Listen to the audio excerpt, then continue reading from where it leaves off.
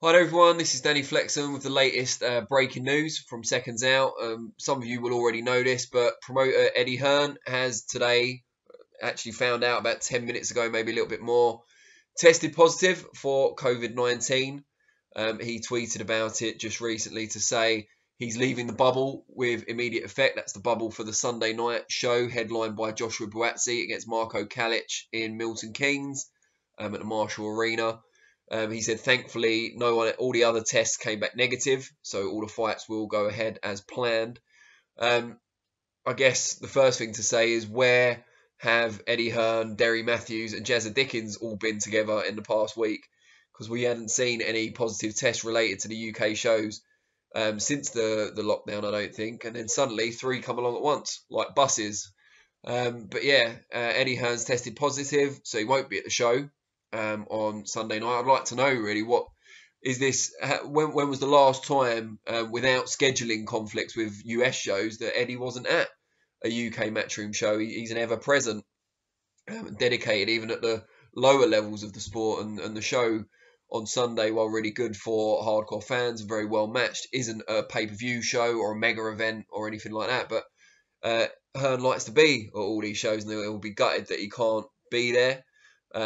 No comment on his Twitter feed or anything like that of whether he's asymptomatic or whether he is actually suffering. He said he's going to go home and rest, which suggests maybe he's feeling a little rough. Eddie, get well soon, obviously, from everyone at SecondsOut. I'm sure a lot of people out there would say the same. The first reply that I saw to his revelation on Twitter was, have you checked the B sample? ?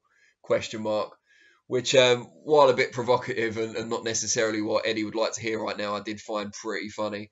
If you don't know what the context of that is, I am not going to explain it because I don't want any nasty letters coming or any danger in the morning.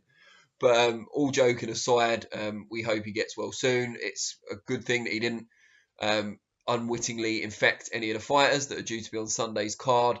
It's shaping up to be a good one. Buatsi Calic may, anyone who's seen my preview earlier will know, I think maybe quite one-sided. But some of the other fights on there, I think Cameron Arroyo, however you pronounce it, will be something of a war for her first world title if she wins. Niall Kennedy, Alan Babich, that's an intriguing fight, as is Linus Udofia against John Harding Jr. Aki Fiaz, Kane Baker's not too bad either. You could go through the whole card, and in fact I almost did, and say that if they show all or most of the fights on Sky Sports, which I believe they will, Sunday night boxing, how can you be disappointed with that? But Eddie Hearn will have to watch it on Sky Sports. It'll probably be the first time in a long time that he's watched a show with the Sky Sports commentary on, see the production and everything else. I'm sure he watches bits of it after the show to evaluate how it's got on, but this will be the time where he can actually sit down, try and relax on his sofa. I'm sure his phone will be going off every 2 seconds, but try and relax and watch it and see how his broadcast partner, Adam Smith, gets on commentary. Big friend of SecondsOut, Adam Smith, of course. But yeah, just to recap for people that have only watched the last bit of the video, skip through the early bit. Eddie Hearn tested positive for COVID-19 today. The tests were taken yesterday, I believe. Tested positive in the bubble, Milton Keynes, Marshall Arena, whatever the hotel is that they're using, the fight hotel. So he's now left the bubble immediately so as not to infect anyone else and put the card itself into jeopardy.